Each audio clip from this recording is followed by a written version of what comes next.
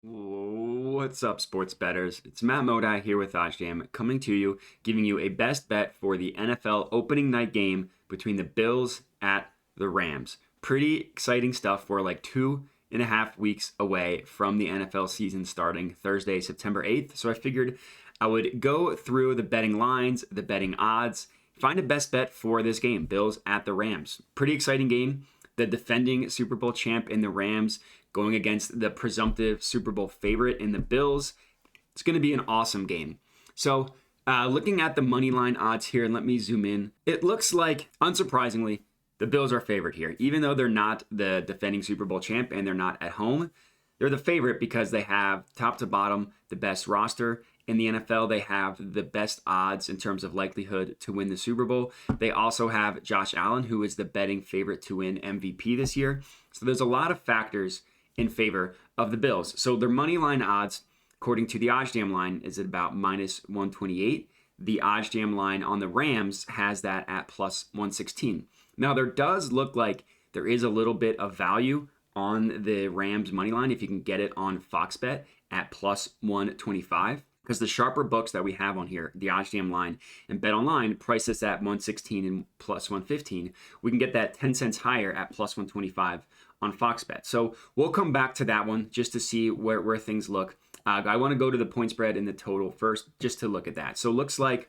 the spread is about Bills minus 2.5 according to every book. And there really isn't any value on the spread. Literally every book has this spread at 2.5. If you did want to take a spread, it looks like the best odds you can get on the Rams plus 2.5 or minus 108, and you can get the Bills minus 2.5 at minus 105 on PointsBet. If you did just want to take the spread, at least get the best odds. But in terms of value and positive EV plays, nothing here on the spread. I did find something that I liked a little bit on the total. Just looking at how all the books price this. So the total is priced between 51.5 and 52.5, depending on where you look. I actually like the under 2.5 just from a math perspective on this one. The odds that we can get it at are on FanDuel at minus 110. The OddsJam line prices this at minus 115. The other side of it at plus 101. So tight market there, only 14 cents. The OddsJam line prices this total a little bit below this number, below the 52.5 at 52.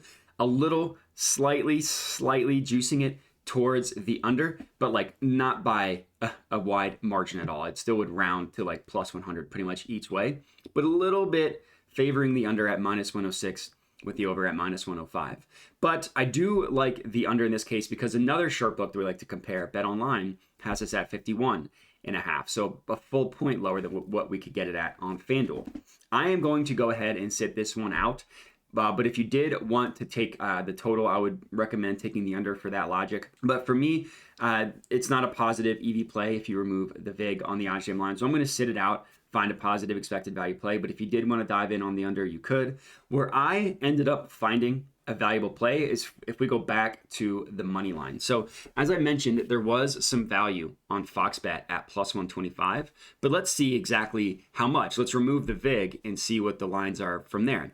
And the VIG is just the juice that sportsbooks price odds. It's detailed in this Novig calculator. Just go to OddsJam calculators and Novig fair odds. It details it here. Essentially, the most standard odds you'll see on a sportsbook are minus 110 each way. Basically, the math behind that is if I risked $100 on something at minus 110 odds, if I win, I would profit $90. If I lose, I would lose $100. So that $10 gap is the VIG. It's the juice. It's how the sportsbooks make their money. So in order to get a fair, accurate representation of what the odds should be priced at, you just need to go again to the Novig Fair Odds calculator and just type in both sides of the line. Minus 128, plus 116, both sides of the OddsJam line. Prices this at about minus 121 and plus 121 for the Rams side. So basically what this means is that anywhere, if we could get the Bills at minus 121 odds or worse, so basically minus 120 or lower, or if we can get the Rams at essentially plus 121 and above, that would be positive EV. In this case, there's no play on the Bills at this number, but there is a play on the Rams at plus 125. So I actually do think this is a good bet, not only for math reasons, but just from a handicapping perspective as well. Week ones can be a little bit weird If you remember, there's some crazy week one outcomes. Like last year, the Saints beat the absolute snot out of the Packers in week one. These Bills lost to the Steelers in week one last year. There's always weirdness that happens in week one. So I like to look at how teams fare specifically in week one games because I think that's important. So I have it looked up here. Let me zoom in. I know that I mentioned the Bills lost last year in week one. Pretty gross game. Only scored one touchdown. They scored 16 points, lost by 7 points to the Steelers, and then who ended up having a pretty disappointing year. Back-to-back victories against the Jets, which is hard to put too much emphasis in, especially this 2 years ago when the Jets were just a dumpster fire. The Bills actually had a good year, but they still could barely manage to beat the Jets. That 10-point victory is a little bit inflated because they had a defensive score at the very end of the game. The year before, again, beat the Jets. And then this is hard to really put that much emphasis on 4 years ago because it's been so long, but same quarterback, same coaching staff. So it is something to think about, losing 47-3 to the Ravens. And then looking at the Rams week one, they have not lost a week one game against Sean McVay his entire career. They've scored over 30 points in 4 of 5 games. The only one they didn't was against Dallas, in which was a pretty impressive victory, 20-17. So they come out hot.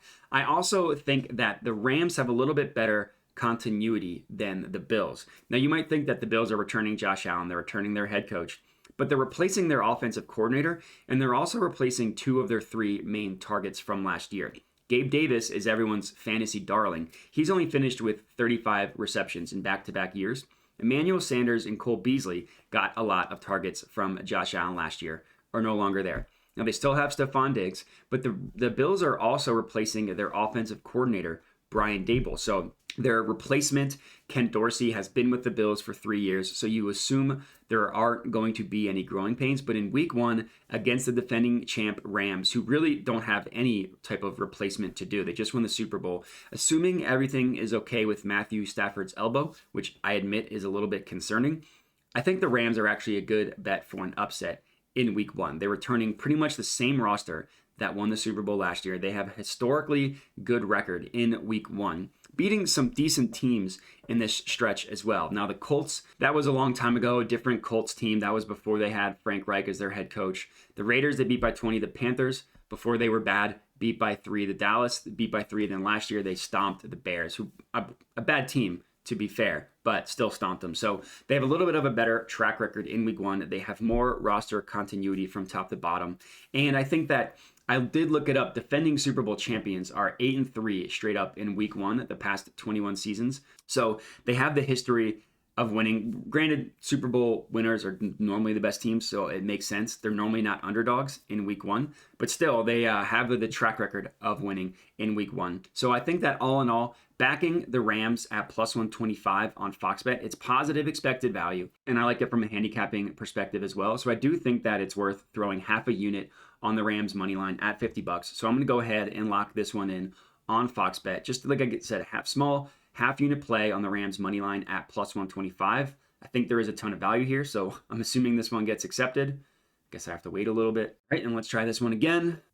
Perfect. Bet has been placed. Rams money line, week one NFL best bet. I think it has a ton of value. Recommend tailing it. If you do, let me know. Hit me up in the comments. Comment on the video. Like the video. Subscribe to the OddsJam YouTube channel. And that's all I got for you guys. So appreciate you guys watching and have a good one.